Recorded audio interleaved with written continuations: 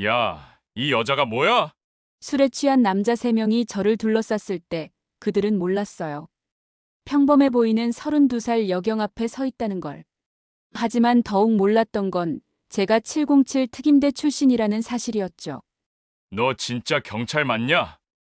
경찰이 이렇게 해도 되는 거야? 바닥에 쓰러진 남자가 분노에 찬 목소리로 소리쳤어요. 하지만 이건 시작에 불과했습니다. 굴욕을 당한 그들이 조폭 형님들까지 불러 모으기 시작했거든요. 복수는 또 다른 복수를 부르고 폭력은 더 큰 폭력을 만들어내죠. 여러분도 직장에서, 일상에서 만만하게 보는 사람들 있으시죠? 겉모습만 보고 판단하다가 당황했던 경험 말이에요. 하지만 진짜 문제는 그 다음이에요. 힘으로 누군가를 굴복시켰을 때 그게 정말 해결책일까요? 오늘 이야기는 진정한 강함이 무엇인지, 그리고 사람의 마음을 바꾸는 진짜 힘에 대한 놀라운 실화입니다. 그럼 지금부터 논현동에서 벌어진 이 예상치 못한 반전의 이야기 속으로 들어가 보실까요? 그 전에 손가락 운동 1초. 구독, 좋아요, 댓글 부탁드려요. 저는 윤서진입니다. 서울 논현파출소에서 근무하는 32살 여경이죠. 겉으로 보면 그냥 평범한 여자 경찰관 같을 거예요. 키도 그리 크지 않고 외모도 딱히 특별할 게 없거든요. 하지만 제겐 남들이 모르는 과거가 있습니다. 8년 전까지만 해도 저는 707 특임대 중사였어요. 아프가니스탄에도 파병을 나갔었죠. 청해부대에서도 복무했습니다. 그때는 매일이 생과 사의 갈림길이었어요. 총알이 머리 위로 날아다니고 언제 폭탄이 터질지 모르는 그런 곳에서 8년을 보냈죠. 전역하고 나서 경찰이 된 건 특채 때문이었습니다. 군 경력을 인정받아서 바로 경찰관이 될 수 있었거든요. 처음엔 망설였어요. 계속 총을 들고 살고 싶지 않았거든요. 하지만 시민을 지키는 일이라면 다르다고 생각했습니다. 논현동은 밤이 되면 완전히 다른 얼굴을 보여줘요. 네온사인이 번쩍거리고 술 냄새와 담배 연기가 뒤섞인 거리죠. 클럽에서 나온 사람들, 늦은 시간까지 일하는 회사원들, 그리고 가끔 문제를 일으키는 사람들까지. 다양한 사람들이 섞여 있는 곳입니다. 동료들은 항상 걱정해요.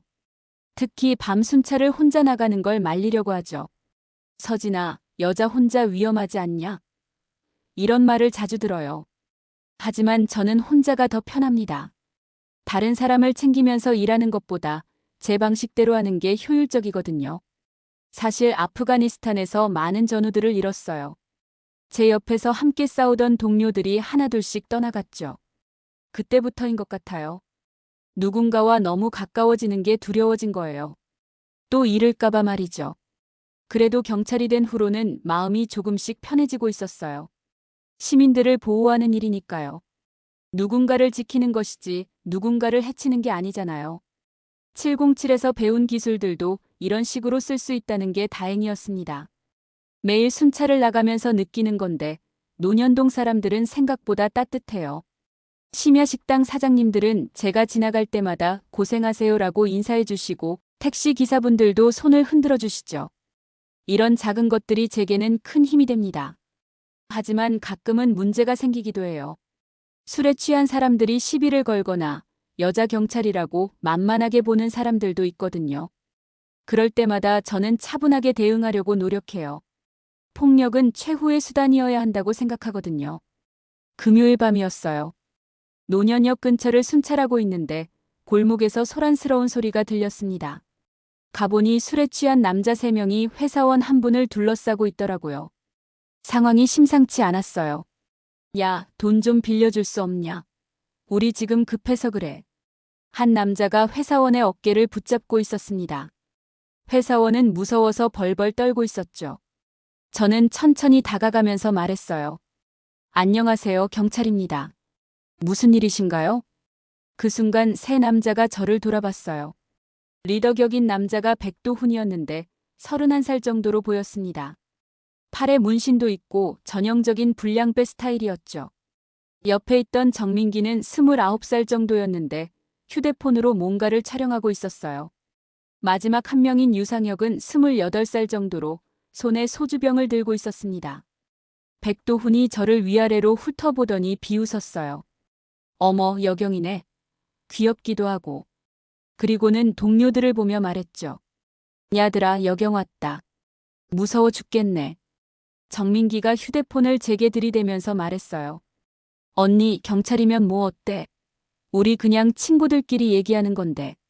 그러면서 계속 촬영을 했죠. 저는 차분하게 말했습니다. 신분증 확인 좀 하겠습니다. 지금 상황이 좀 이상해 보여서요.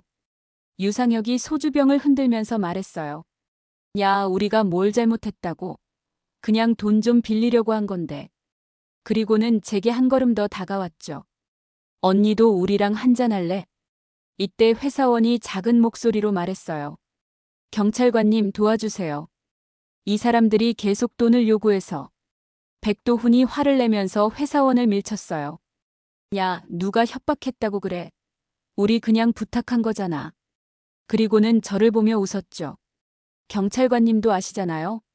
우리 뭔가 잘못한 거 없죠? 정민기가 계속 촬영하면서 말했어요. 이거 나중에 유튜브에 올리면 재밌겠다. 여경 출동기. 그러면서 키득키득 웃었죠. 저는 점점 화가 나기 시작했어요. 하지만 참았습니다. 경찰관으로서 감정을 조절해야 했거든요. 지금 공무집행을 방해하고 계십니다. 신분증을 보여주세요. 유상혁이 갑자기 제 앞으로 다가와서 말했어요. 언니, 너무 딱딱하게 굴지 말고. 우리랑 재미있게 놀자고. 그러면서 제 팔을 만지려고 했어요. 그 순간이었습니다. 제 안에 잠들어 있던 무언가가 깨어났어요. 707에서 훈련받았던 모든 것들이 순식간에 되살아났죠. 아드레날린이 온몸을 타고 돌았습니다. 유상혁의 손이 제 팔에 닿는 순간 제 몸이 저절로 움직였어요. 707에서 수없이 반복했던 훈련이 본능적으로 나왔죠. 0.3초 만에 유상혁의 손목을 잡고 비틀었습니다. 아, 소주병이 바닥에 떨어지면서 깨졌어요. 백도훈이 당황해서 소리쳤어요. 야, 이 여자가 뭐야?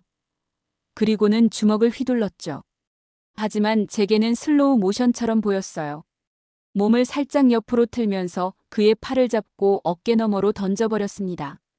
정민기는 아직도 휴대폰으로 촬영하고 있었어요. 이거 진짜네. 그러다가 저를 향해 달려들었죠. 하지만 저는 이미 다음 동작을 준비하고 있었어요. 무릎으로 그의 복부를 가격하고 목 뒤를 눌러서 바닥에 눕혔습니다. 세 명이 모두 바닥에 쓰러져 있었어요. 시간을 재보니 정확히 2분 30초였습니다. 저는 숨도 차지 않았어요. 오히려 마음이 차분해졌죠. 이 여자 뭐야? 백도훈이 일어나려고 했지만 제가 발로 그의 등을 눌렀어요. 움직이지 마세요. 지금 공무집행방해와 성희롱 혐의로 현행범 체포합니다. 회사원이 놀란 목소리로 말했어요. 경찰관님. 정말 대단하세요. 그제야 저는 제가 뭘 했는지 깨달았어요. 시민 앞에서 무력을 사용한 거였죠. 하지만 후회하지 않았어요. 이들은 선을 넘었거든요. 여성을 우롱하고 무고한 시민을 협박했어요. 그리고 경찰관인 제게 성희롱까지 했죠. 정민기가 바닥에 누워서 신음했어요. 진짜 아프다. 유상혁도 손목을 만지면서 이 여자 뭐야 진짜. 라고 중얼거렸어요. 저는 무전기를 꺼내서 신고했습니다. 노년파출소입니다. 공무집행방해 현행범 3명 체포했습니다. 지원 요청합니다. 백도훈이 저를 똑바로 쳐다보면서 말했어요. 야, 너 진짜 경찰 맞냐? 경찰이 이렇게 해도 되는 거야? 목소리에 분노가 섞여 있었죠. 저는 침착하게 대답했어요. 여러분이 먼저 신체 접촉을 시도했고 공무집행을 방해했습니다. 모든 게 CCTV에 녹화되어 있어요. 정당방위입니다. 실제로 위를 보니 CCTV가 이 모든 상황을 찍고 있었어요. 다행이었죠. 나중에 문제가 될 수도 있었거든요. 동료 경찰관들이 도착했을 때 3명은 아직도 바닥에 누워 있었어요. 선배 경찰관이 상황을 보더니 놀란 표정을 지었습니다. 서진아, 너 혼자 이 3명을 다 제압한 거야? 저는 고개를 끄덕였어요. 네, 정당방위였습니다. 그때 비로소 제 손이 조금 떨리고 있다는 걸 느꼈어요. 아드레날린이 빠지면서 긴장이 풀렸던 거죠. 백도훈이 끌려가면서 저를 노려봤어요. 그 눈빛에는 분노와 굴욕감이 가득했습니다. 저는 그때 느꼈어요. 이게 끝이 아니라는 걸. 3일 후, 백도훈은 보석으로 풀려났어요. 성희롱과 공무집행방해 혐의였지만 초범이고 합의 의사를 보인다는 이유로 쉽게 나올 수 있었죠. 하지만 그의 마음속 분노는 사그라들지 않았어요. 형님들, 저 여자 때문에 완전히 망신당했습니다. 백도훈이 조폭 사무실에서 형님들에게 하소연했어요. 팔에 붕대를 감고 얼굴에는 멍이 들어 있었죠. 조폭 두목인 김태식이 담배를 피우면서 말했어요. 그래서 우리가 뭘 어쩌라고. 하지만 눈빛은 차가웠습니다. 자기 조직원이 여경 한 명에게 망신당한 걸 좋게 볼 리 없었거든요. 형님, 그냥 넘어갈 수 없어요. 우리 체면이 말이 아닙니다. 백도훈이 간절하게 말했어요. 동네에서 우리 보는 눈이 완전히 달라졌어요. 실제로 논현동에서 백도훈 일당의 위상은 바닥으로 떨어졌어요. 여경 한 명에게 3대1로 털렸다는 소문이 퍼진 거죠. 다른 조폭들도 그들을 비웃었어요. 김태식이 결심을 내렸어요. 알겠다. 형님들 9명 더 불러. 총 12명으로 확실하게 처리하자. 그리고는 백도훈을 보며 말했죠. 이번엔 절대 실수하지 마라. 백도훈의 눈이 번뜩였어요. 네, 형님. 이번엔 제대로 하겠습니다. 마음속으로는 제게 당한 굴욕을 갚아주겠다고 다짐했죠. 그들은 제 행동 패턴을 조사하기 시작했어요. 출근 시간, 퇴근 시간, 순찰 코스까지 세밀하게 파악했습니다. 일주일 동안 은밀하게 저를 미행했어요. 하지만 그들은 몰랐어요. 제가 이미 그들의 미행을 눈치챘다는 걸 말이죠. 707에서 배운 감시 및 추적 회피 기술은 여전히 살아있었거든요. 첫째 날, 파출소에서 나올 때부터 뒤에서 따라오는 기배가 느껴졌어요. 거울이나 유리창에 비친 모습으로 확인해 보니 검은색 아반떼 한 대가 계속 따라오고 있었죠. 둘째 날에는 다른 차였어요. 회색 소나타였는데 운전자도 바뀌었더라고요. 하지만 미행하는 방식이 너무 뻔했어요. 아마추어들이었죠. 셋째 날, 저는 일부러 다른 길로 가봤어요. 평소보다 돌아가는 길로 갔더니 그들도 그대로 따라왔습니다. 확실해졌어요. 저를 노리고 있다는 걸. 저는 동료들에게 말하지 않았어요. 괜히 걱정시키고 싶지 않았거든요. 그리고 솔직히 말하면 조금 기대되는 부분도 있었어요. 오랜만에 진짜 실전을 할 수 있을 것 같았거든요. 707에 있을 때 배운 건데 적이 언제 공격할지 모르는 상황에서는 오히려 마음이 편해져요. 계속 긴장하고 있으면 되니까요. 예측 불가능한 상황보다는 예측 가능한 위험이 더 다루기 쉬워요. 일주일이 지나자 그들의 패턴도 파악됐어요. 주로 제가 퇴근하는 시간에 집 근처에서 대기하고 있었어요. 아마 집 앞에서 저를 기다리다가 덮칠 계획인 것 같았죠. 마침내 그날이 왔어요. 금요일 밤 늦은 근무를 마치고 집으로 가는 길이었습니다. 평소보다 더 많은 차들이 제 주위를 맴돌고 있었어요. 오늘이 바로 그날이라는 걸 직감했죠. 집 앞 골목에 들어서는 순간 저는 알았어요. 오늘이 바로 그날이라는 걸. 어둠 속에서 12개의 그림자가 저를 둘러쌌습니다. 백도훈과 그의 조폭 형님들이었어요. 안녕하세요, 경찰관님. 백도훈이 비웃으면서 말했어요. 지난번 일 때문에 인사드리러 왔습니다. 목소리에 도끼가 가득했죠. 저는 차분하게 주위를 둘러봤어요. 12명이 저를 완전히 포위하고 있었어요. 앞뒤 좌우 모든 방향이 막혀 있었죠. 하지만 두렵지 않았어요. 오히려 마음이 고요해졌습니다. 여러분, 지금 무슨 일을 하려는 건지 아세요? 저는 침착하게 물었어요. 경찰관을 집단으로 위협하는 건 중범죄입니다. 조폭 두목 김태식이 앞으로 나왔어요. 여경님, 우리 동생이 많이 다쳤더라고요. 병원비도 나오고 정신적 피해도 컸어요. 그리고는 웃으면서 말했죠.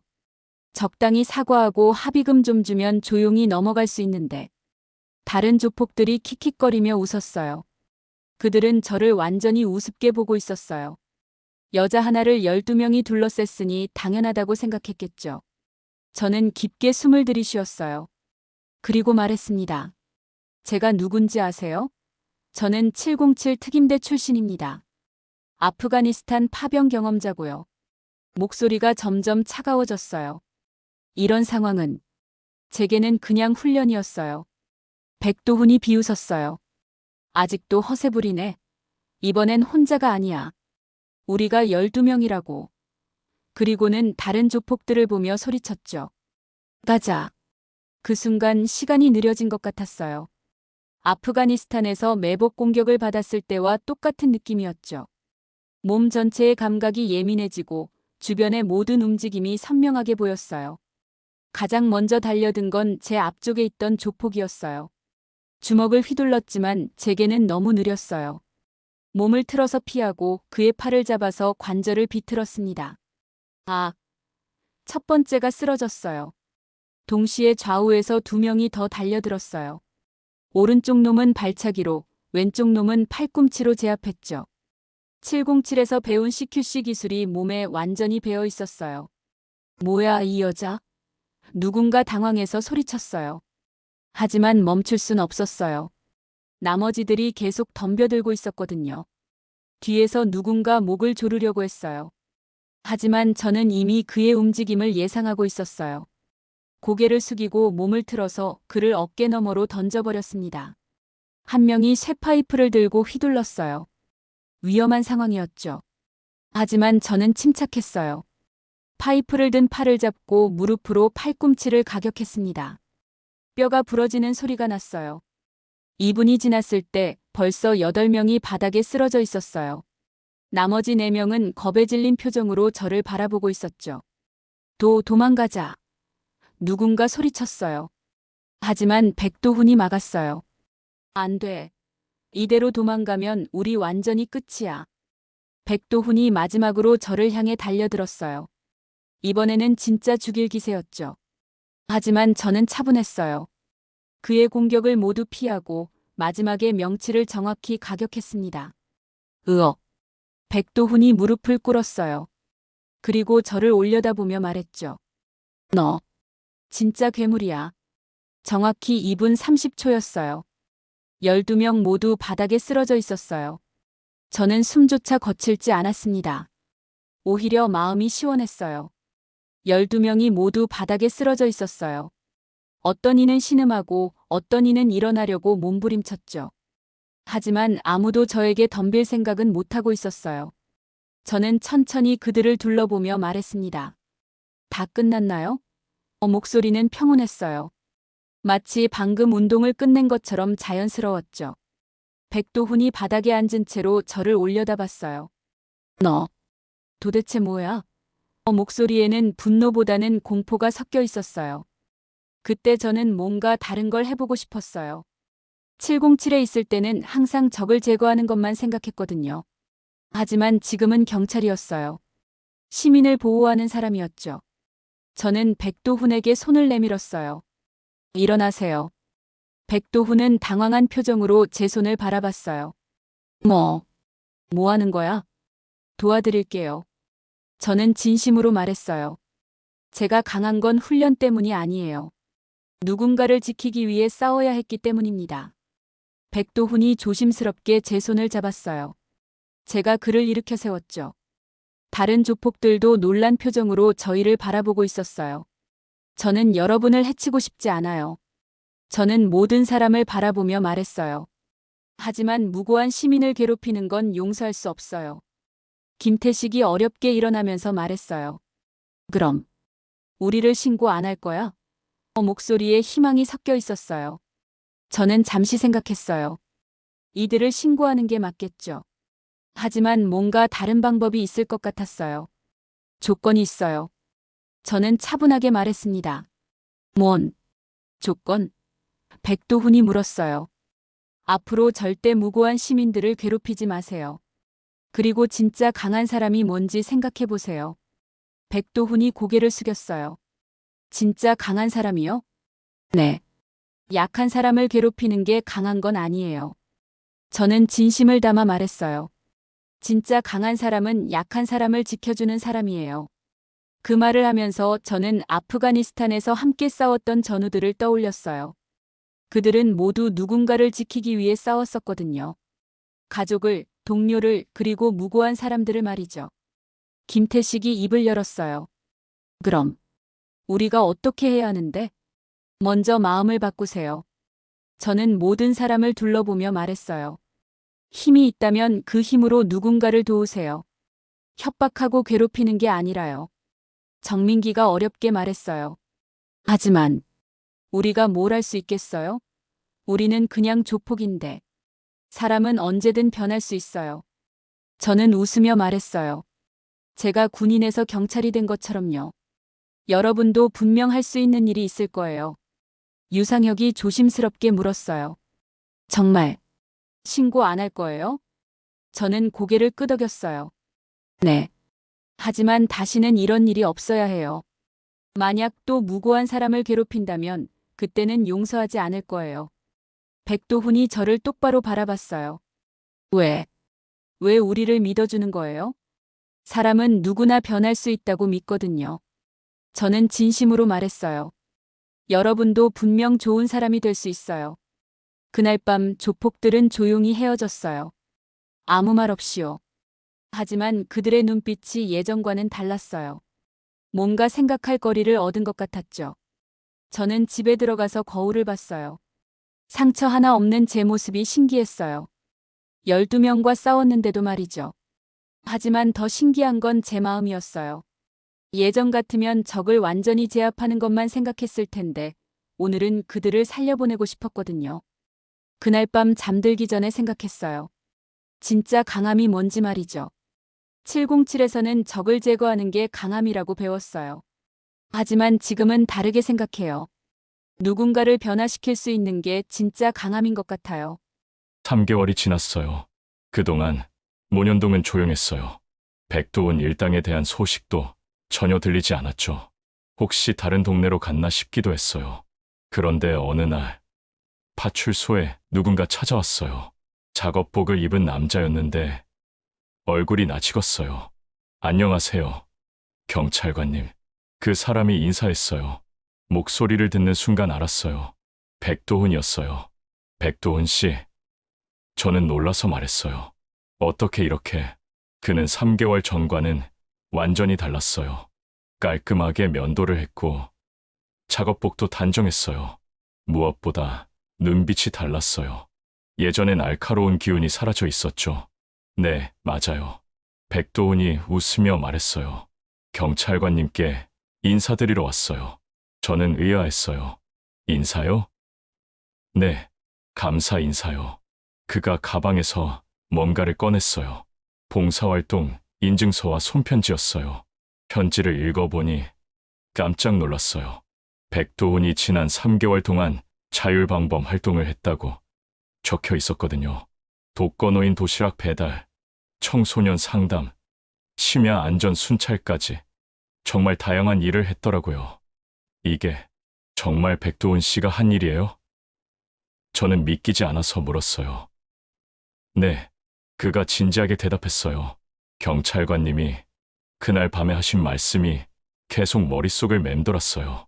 진짜 강한 사람은 약한 사람을 지켜주는 사람이라고 하셨잖아요. 저는 감동받았어요.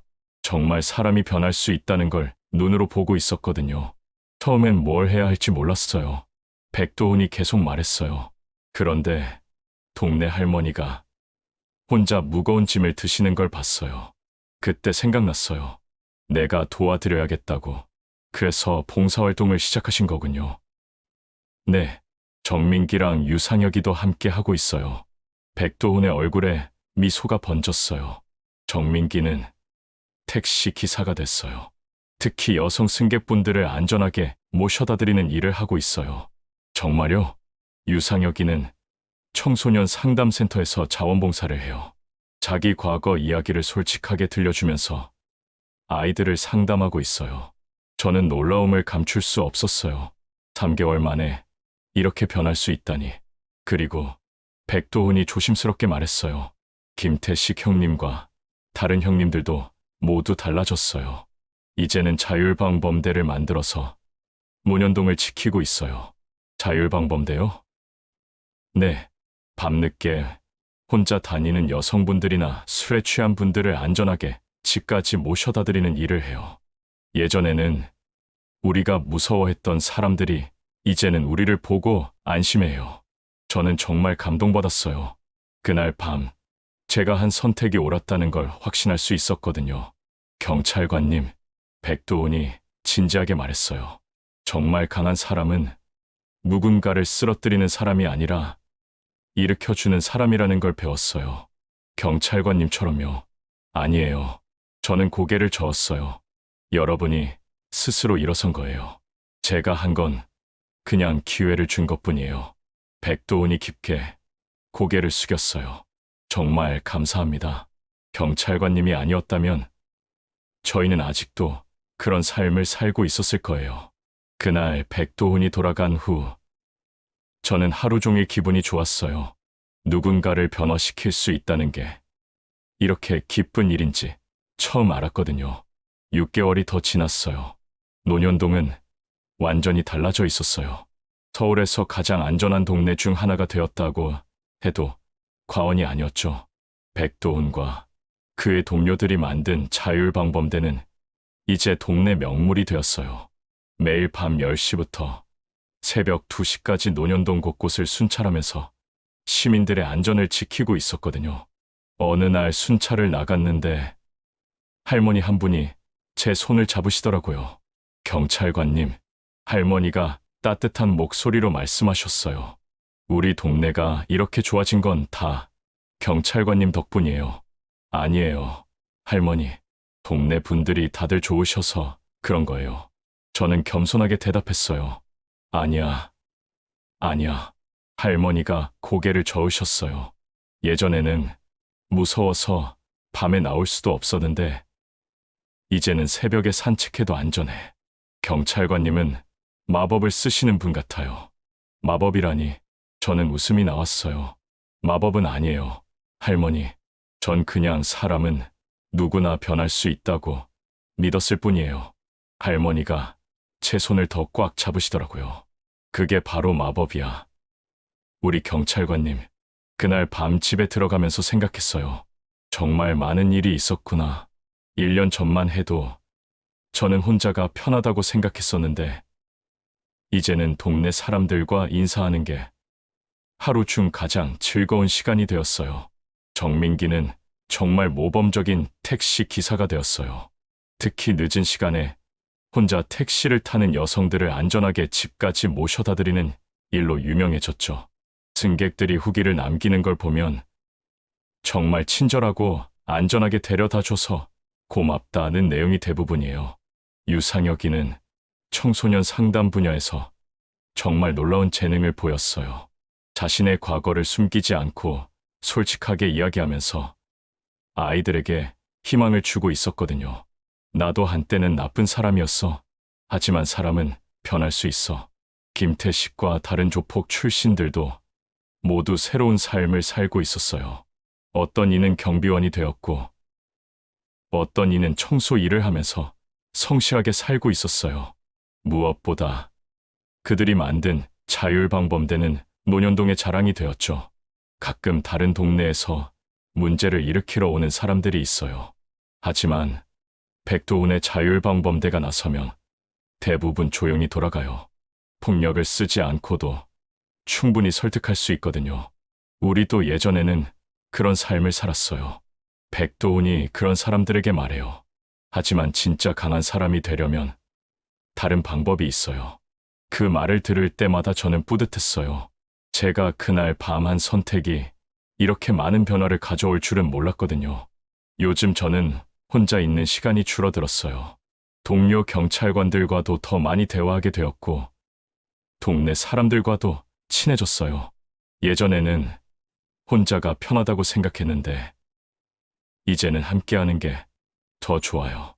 아프가니스탄에서 잃었던 전우들을 생각하면 아직도 가슴이 아파요.